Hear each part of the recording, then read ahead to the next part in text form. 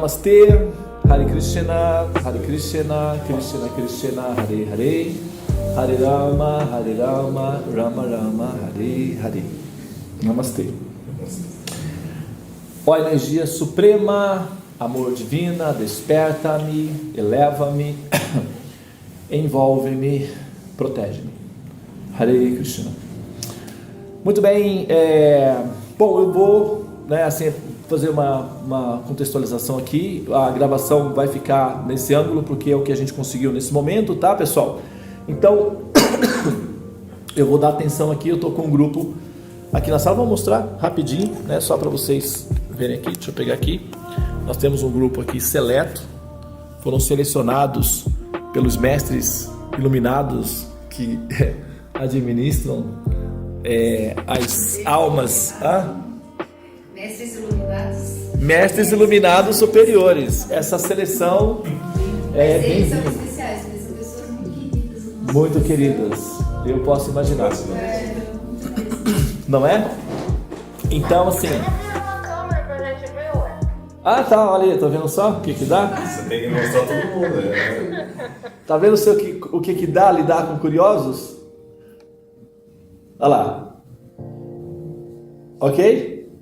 Manda um oi pra galera do pessoal que tá aqui na sala. Boa noite, pessoal. Olha lá. Boa noite. Olha aí. Hare Krishna. Boa noite. Hare Krishna. Muito bem. Então, voltamos. Muito bem, pessoal. Então, olha só. Então, a prioridade vai ser aqui na sala, tá? Então, o ângulo vai ficar dessa forma. Primeiramente, muito obrigado pelo carinho de vocês, tá? Pela compreensão, pela compaixão. Tá? A compaixão, ela é um fenômeno inclusivista. Então, ter compaixão de pessoas que, em tese, não precisam, também é bem-vindo. Por exemplo, nós podemos, inclusive, ter compaixão de Deus. Existe uma instância no processo da evolução que ele só funciona se despertar no coração compaixão por Deus.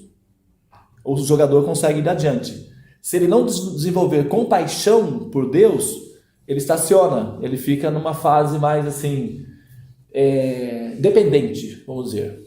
Ele fica dependente de Deus. Tem um momento da evolução que o ser passa a ser não exatamente controlador, mas influenciador do comportamento de Deus. E nesse nível, ele só é possível quando o jogador ou o ser despertou em si compaixão de Deus. Porque o amor é inclusivista, a compaixão é inclusivista. Porque a pessoa mais, vamos dizer, querida, ficaria de fora desse princípio. Não, ele é incluído também. E tem uma explicação que justifica o fato de você ter compaixão de Deus.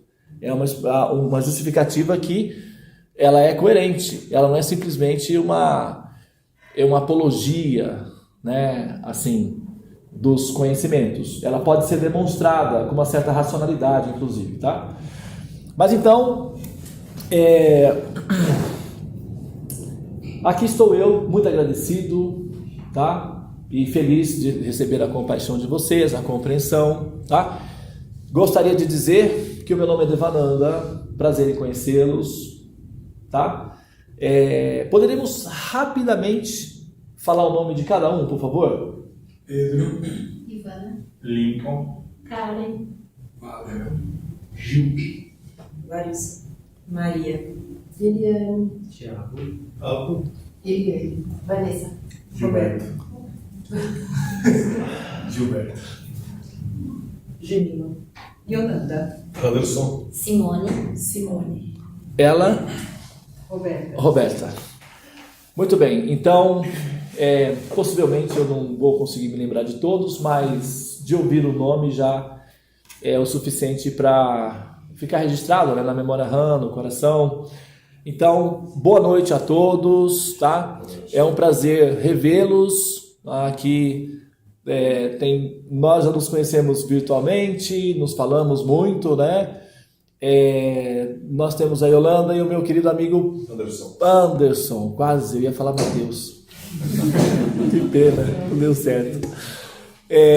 A Eliane e o Paulo, né, que nós estamos trabalhando nos remédios, nos tratamentos astrológicos, já fizemos o mapa, então ficamos amigos também, né?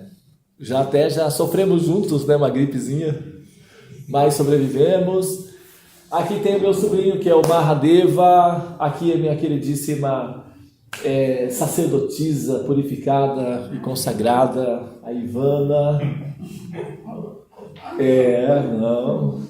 Não, sapato grande para pé pequeno, é isso?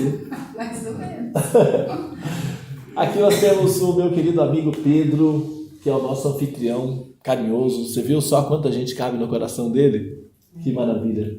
Gratidão, Pedro. Palmas para o Pedro.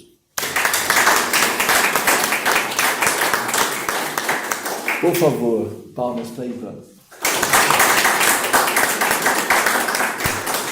E sem a Ivana, o Pedro não teria recebido palmas hoje de vocês.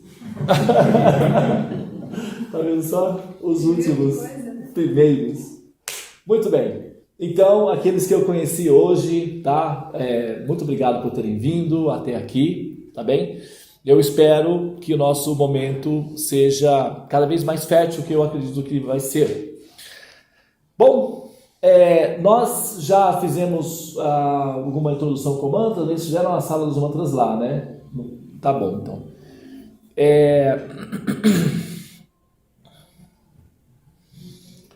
Um detalhe a mais, né, que já está implícito aí, eu sou astrólogo védico e eu moro na Índia.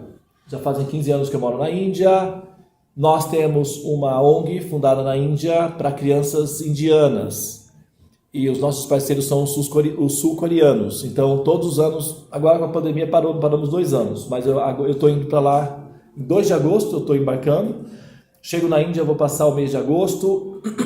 De 15 de setembro a 15 de outubro, eu vou para a Coreia do Sul para reativar as nossas atividades lá. E os coreanos, eles são patrocinadores da nossa ONG na Índia. Então, a gente vai, tipo Robin Hood, sabe? A gente vai lá na Coreia do Sul, resgata as verbas e depois vamos para a Índia e fazemos as festas para as crianças. E elas gostam muito. E a nossa ONG lá, a nossa NGO, né? Lá nós falamos NGO, Non-Government Organization, NGO. E nós, nós já fizemos algumas coisas bem legais, construímos uma escola, né, algumas casas, e as crianças recebem muitas bicicletas, que é o que eles precisam para se locomover. E nós temos uma extensão dessa ONG aqui no Brasil, com outro nome, chama-se SEVA, Sociedade de Estudos Védicos Avançados, que é uma evolução da nossa NGO, lá da Índia.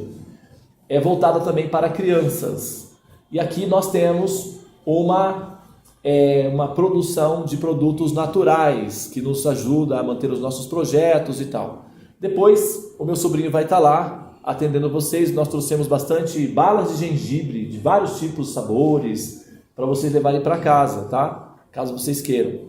E ali ele vai, né, tem algumas também, mandioquinha frita especial, a gente tem outras coisas. Enfim, vai estar lá para disposição, quem quiser levar, não se sintam obrigados a fazê-lo, mas eu vou dizer uma coisa, é muito boa, tá? Então, tá aí já a primeira que... merchandising, mas é bom. E nós estamos inaugurando em Pindamonhangaba, dia 1º de agosto, oficialmente o nosso ashram, que é o nosso centro de estudos védicos avançados em Pindamonhangaba. Ali eu realizo também jayas, cerimônias de fogo, rituais védicos de características exclusivas para uma classe específica de sacerdotes, porque os Vedas possuem muitos sacerdotes. Então, ali nós realizamos um tipo de ritual que tem a função de corrigir os processos kármicos, que são o roteiro que você faz ao viver o personagem que você está vivendo no momento. Então, Um personagem humano dura uma média atual de 70 a 100 anos. Então, você, o jogador, tem esse período específico para recolher dados no ambiente. Se você conseguir recolher dados o suficiente para equacionar o sentido da existência, você passa para a próxima fase, senão retoma de onde você parou. Isso chama-se samsara. O problema é que sempre que a gente retoma, na ansiedade de jogar o jogo sem saber como fazer, infrações são cometidas. Até aprender a jogar o jogo apropriadamente, se comete muitas infrações. Essas infrações é o que nós chamamos de karma. E aí tem consequências. Então, o registro que fica atrelado ao seria o cartão de memória do personagem, é computado os créditos de positivos e negativos, é feito um balanço geral. O resultado é, se for positivo, você vai ter uma vida de semideus na Terra. Se for negativo, infelizmente, os desafios estão aí. Normalmente é misturado. É muito difícil você ter assim, uma porcentagem muito alta. Tem muita gente, mas normalmente você sempre tem ali um Big Brotherzinho, sempre tem um rolinho ali que dá um desafio na vida. Isso chama-se karma. Então, eliminar os karmas, reduzi-los a ponto de eles serem toleráveis para que você seja admitida na próxima fase, é para os jogadores com conhecimento técnico que conseguem e sabem como fazer isso. E a minha função é orientar os jogadores para que consigam fazê-lo e encontrar dentro do histórico, do roteiro do personagem que você está fazendo, o caminho mais rápido para alcançar essa saída. Todo roteiro tem uma porta de saída. Às vezes ela fica oculta de uma maneira muito, muito profunda. Então você tem que fazer um trabalho de arqueologia para conseguir identificar a saída. Mas se a pessoa estiver predisposta a romper o ciclo das misérias da existência material, bem como do ciclo dos repetidos nascimentos e mortes, ela tem que encontrar a saída, não tem outro jeito. E para isso é preciso de um técnico, uma bússola, enfim, informação de como fazê-lo. E essa é a minha função. Como astrólogo védico, eu tenho essa responsabilidade. Então, se você seguir as minhas orientações com o roteiro, com o seu histórico, o seu arquivo comigo, eu consigo encontrar uma forma de encontrar a saída. É claro que os problemas técnicos, pragmáticos da vida também estão incluídos. Questões financeiras, de saúde, é a coisa básica isso daí. Então isso também é, vamos dizer, calibrado, mas o foco principal é encontrar a saída. Né? Quem já fez o mapa comigo? Procede isso, Eliane? Paulo? Sim. Bom, então, muito bem, tá? Isso daqui também, isso não é merchandising, tá? Isso é só informação mesmo, tá? Não são todos os astrólogos védicos que vão assumir essa posição. Não é arrogância também, viu? Isso não é pretensão, não. As coisas, bom, tá tudo gravado, isso vai depois ficar disponibilizado. Então, o que acontece? Essas afirmações, elas podem ser demonstradas, tá? Então não é que eu estou aqui fazendo uma coisa desautorizada, seduzindo a mente das pessoas, manipulando. Não, seduzir pode, porque afinal de contas no jogo do amor é válido, né? A sedução faz parte do jogo. Mas não é uma sedução pretensiosa, né? Não? Tem uma música do Fred Mercury, né? Pretender, não tem? Então, mas não é esse o caso aqui, né? Muito bem. Feito então as considerações básicas, os conhecimentos, eles têm essa função. Os conhecimentos védicos, eles têm essa função. Eles são inclusivistas, eles não são separatistas. Então você pode ter uma prática religiosa, você pode ter um conceito filosófico, tá ok. O conhecimento védico sendo introduzido dentro do seu campo de ação, ele vai naturalmente ocupar espaço, gradualmente. Isso é natural. E você não se incomoda com isso, você deixa rolar porque faz bem. É a realidade dos conhecimentos védicos, né? Bom, agora a gente vai entrar no tema que é o motivo do nosso encontro hoje, tá? Então essa contextualização aqui é só para sustentar que muitas coisas que eu vou falar aqui vai parecer inclusive utópica ou até abstrata, um pouco abstrato. Mas Se vocês continuarem ouvindo, continuarem tentando encontrar a relação lógica entre as afirmações, então vocês vão conseguir juntar as peças e o mosaico vai mostrar um quadro bem interessante. Requer um pouco de tempo para isso, porque esse conhecimento ele é sofisticado, ele exige uma certa quantidade de espaço na memória RAM, então requer-se um tempo, uma certa paciência para isso daí. Mas, quem sabe, né? Quem sabe, né? Por que não? Afinal de contas, os elétrons sobrevivem de probabilidades e quase tudo é consequência dos elétrons, então vamos jogar com as probabilidades, né? Muito bem.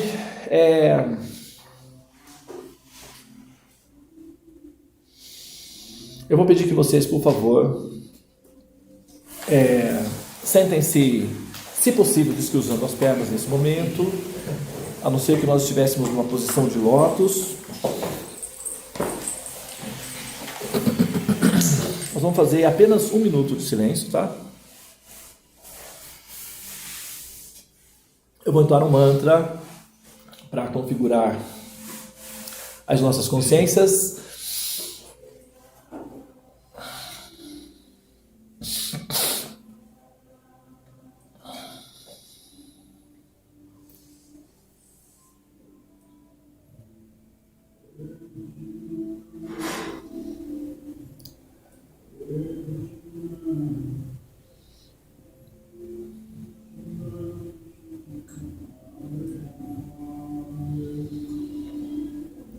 Muito bem, então agora eu vou entoar um mantra.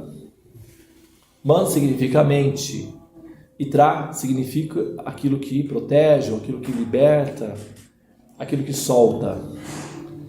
Então, mantra, aquilo que libera a mente das ansiedades, dos medos, dos preconceitos, das âncoras que mantém o ser aprisionado ao corpo e, portanto, condicionado ao ciclo do samsara, que são os repetidos nascimentos e mortes dentro dos assim chamados mundos materiais. Por favor, apenas ouçam.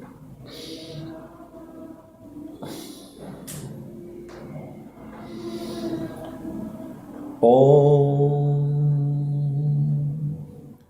Hari Om Apagachantu Tebuta Bhuvi Samshita Je Bhuta Vigna Kataraste Gachanti Agnaya Hare Om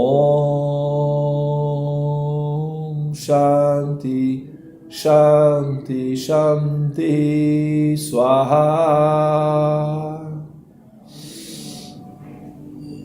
Tradução.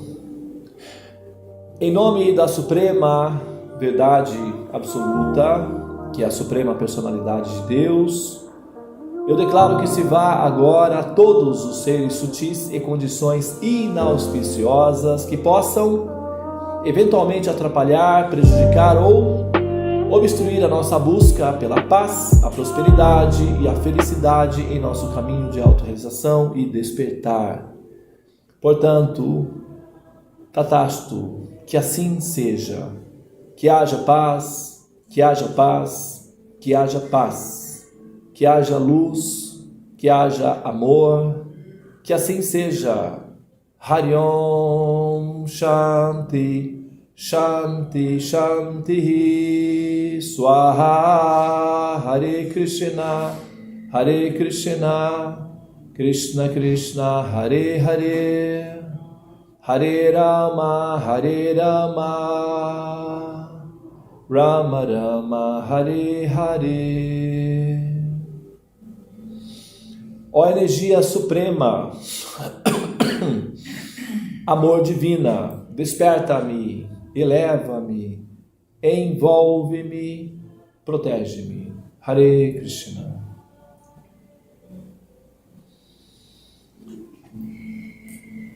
Muito bem.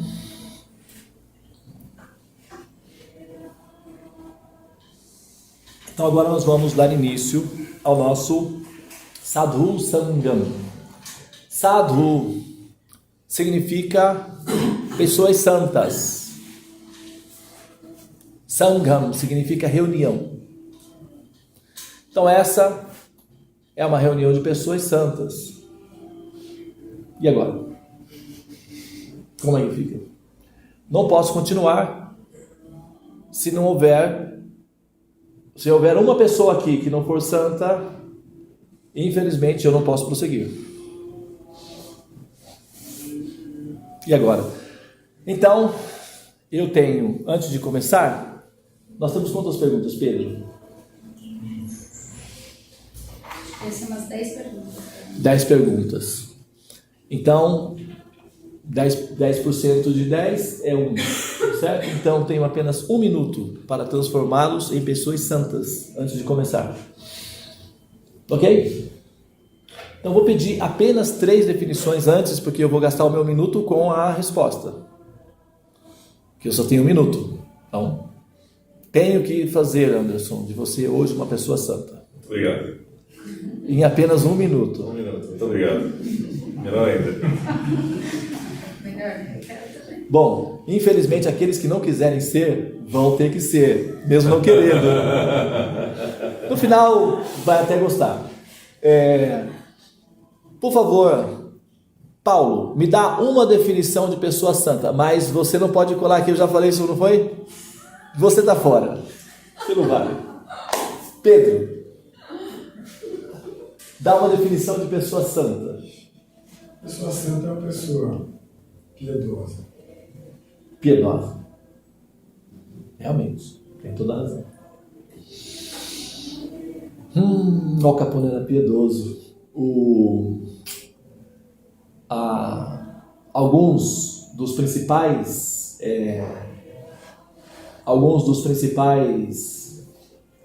Mafiosos. eles costumam ser piedosos para disfarçar também, né? Então tem uma certa piedade ali, né? O Hitler, por exemplo, era piedoso com a cachorra dele, mas não estou falando piedoso. Só que a piedade, ela pode ser encontrada até entre ladrões, né? Mas eles são piedosos entre eles. Mas a piedade é um critério. Tá? Você tem toda a razão. Anderson. Compaixão. Compaixão. Compaixão. Tá aí uma qualidade interessante. Ela é muito inclusivista. Compaixão. Isso caracterizaria uma pessoa santa. O problema é ter essa compaixão, né? Então, ou todos são compassivos, ou estamos aprendendo. Aí vamos ter que resolver isso. Mas você está certo. Compaixão. Tá? Alguém gostaria de deixar aberto de fazer uma definição? Empatia. Empatia. A empatia é a semente germinando. A compaixão é a flor desabrochada. Tá? A empatia é a compaixão é a pós-graduação da empatia. Tudo começa com empatia. Sem empatia não tem compaixão, não tem piedade, não tem nada. Mas você foi a fundo, hein? Você foi lá na semente, né? É um veículo, a empatia. Exatamente. Muito bem. Então, as definições são muito boas. Mas uma coisa boa pode ficar melhor, né? Veja bem, então, vou gastar o meu minuto agora, tá? Todo mundo expectativa de se tornarem pessoas santas? Bom, muito bem. O que é uma pessoa santa segundo o critério védico? Uma pessoa santa é um pecador que jamais desiste de vencer sobre os seus próprios pecados. Isso é mais inclusivista, num certo sentido, porque aí as outras qualidades chegam depois. E isso é antes da empatia, inclusive. É bem mais, é um material orgânico onde a empatia aparece. Então, um pecador que jamais desiste de vencer sobre as suas próprias fraquezas, sobre os seus próprios pecados, é considerado uma pessoa santa. Isso é uma questão de tempo para ela chegar à perfeição. Entende? Agora eu gostaria de fazer uma pergunta para você. Quando você olha para o meu amigo ali, como você chama, desculpa? Lincoln. Você vê uma pessoa santa? No critério védico. Claro, todos são santos que estão no samsara, nesse critério? Tem gente que não quer se esforçar para resolver os problemas, não, a gente que se afunda mais ainda.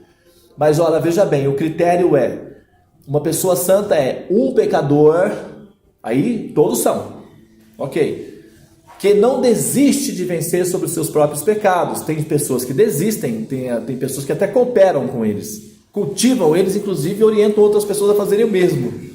Então essas não podem ser incluídas na nossa democracia aqui. Sim. Entendeu? Esses são fora da lei. Então, assim, qualquer pessoa, porque todos nós somos pecadores, nós estamos num samsara. Então, vamos, né? Agora, aqueles que não desistem de vencer sobre suas próprias idiosincrasias, suas hipocrisias, suas fissuras internas, suas neuroses pessoais, e criar uma relação de consistência de personalidade, coerência perante a existência, qualquer pessoa que queira esse resultado é considerada pelos sábios védicos, pelos sábios iluminados, uma pessoa santa. Tem 3 níveis de pessoas santas: canistas, madhyamas e uttamas. Canistas são os principiantes, esses somos nós. Sempre tem principiantes.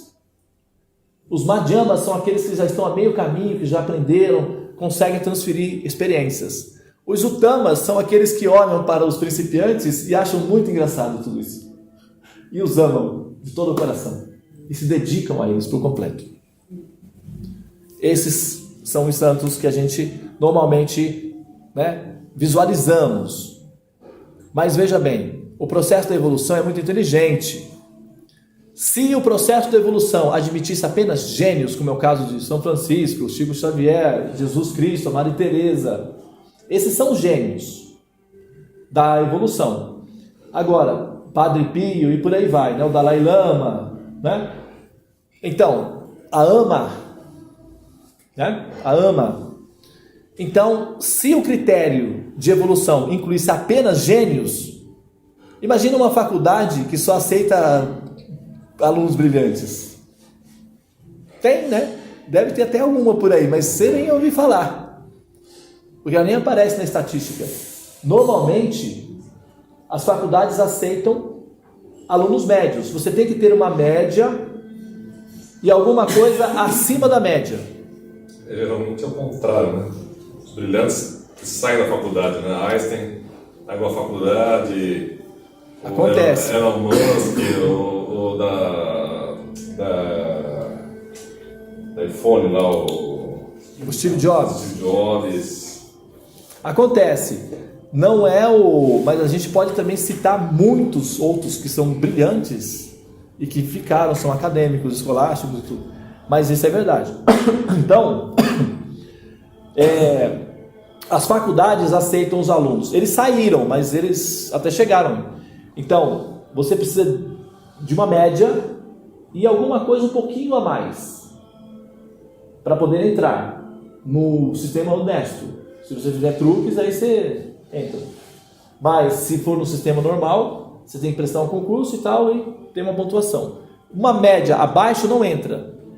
Uma média acima já entra. Então, o que a gente precisa para entrar no sistema é uma média um pouquinho acima. Aí envolve um pouco de compaixão, um pouco de empatia, alguma piedade, caridade, compaixão, práticas de compaixão. Se tiver na média, é o suficiente para entrar. Você não vai entrar como gênio. Tudo bem, o importante é entrar. Então nós estamos entrando, ou estamos pleiteando essa entrada. Nós estamos tentando aí nos estabelecer na média um pouco acima, né? Por isso nós estamos aqui no Sadhu Sangam, que é uma reunião de pessoas santas, destinadas à perfeição. Pode ser que dure algumas vidas, ou pode ser que seja nessa. Isso vai depender muito da intensidade do jogador, do quanto o jogador está predisposto a arriscar. Faz parte. Muito bem. Agora, finalmente, a gente vai então entrar nas perguntas. Nós temos 10 perguntas. O que acontece? Nós temos um grupo de estudos dos conhecimentos védicos. Então, as pessoas vão estudando os conhecimentos e vão elaborando perguntas para aprender e tal. A gente reúne essas perguntas e, eventualmente, nós estamos fazendo uma vez por mês, né? Uma vez por mês a gente se reúne para responder e tirar as dúvidas, né? Dos estudos que a gente faz e perguntas que surgem na cabeça das pessoas pelas próprias conjecturações delas acerca dos conhecimentos, tá? E nós temos aqui uma lista de perguntas, nós sempre separamos por prioridade, né? E agora a gente vai nós vamos dar respostas para elas, tá? E, claro, aí dessas respostas vão surgir outras dúvidas. Então, quer dizer, é uma teia que vai te absorvendo cada vez mais e quando você vê, você fala, já tá bom, eu vim até aqui, então eu vou continuar. Vai. Primeira pergunta, então, né? Qual a diferença de espírito e alma?